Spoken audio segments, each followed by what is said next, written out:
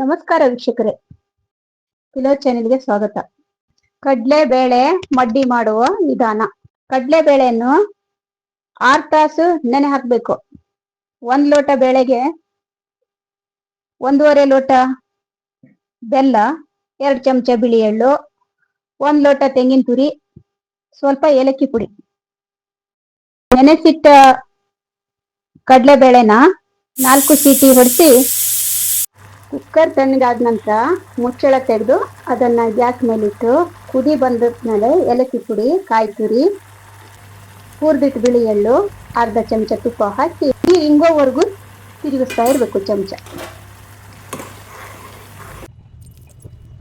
ಗೋಡಂಬಿ, ದ್ರಾಕ್ಷಿ, ತುಪ್ಪ ಹುರಿದು ಸೇರಿಸ್ಕೋಬೇಕು.